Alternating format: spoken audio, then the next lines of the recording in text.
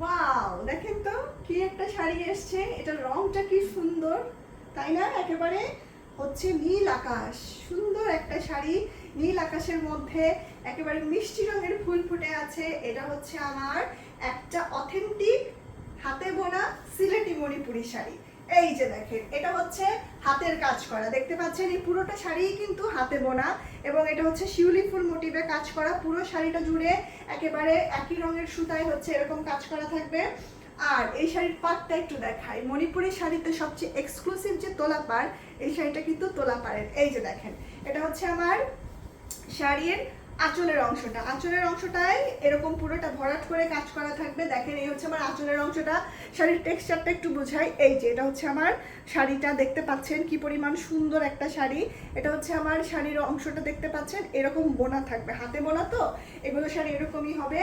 আর এই হচ্ছে আমার শাড়ির ভেতরের অংশ, দেখেন ভেতরের জমিনটাতেও কিন্তু একদম পুরো কাজ করা থাকবে, মিষ্টি রঙ একটা সুতা দিয়ে সুন্দর করে হচ্ছে এই শাড়িটা কাজ করা থাকবে।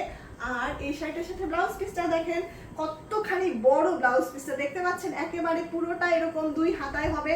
অনেকে কিন্তু আজকাল গলার মধ্যে এরকম করে দেয়, গলার মধ্যে 2 পাশে ভি টাইপের দিয়ে কিন্তু এরকম শাড়ি হচ্ছে গিয়ে ব্লাউজ বানিয়ে ফেলে অনেকে।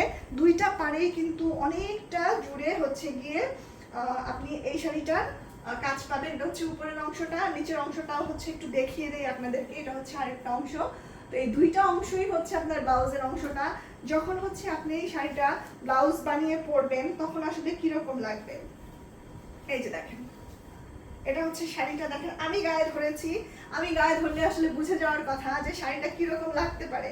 এই যে দেখেন এত সুন্দর একটা রং, আসলে আজকে আমার এই শাড়িটা পরার দরকার ছিল, আমি না ভুলে আজকে এটা পরে ফেলেছি, এটা পরলেও কিন্তু আজকে দারুণ হতো। দেখেন কি পরিমাণ সুন্দর একটা রঙের শাড়ি, পুরোটাই কিন্তু একেবারে হাতে বোনা শাড়ি।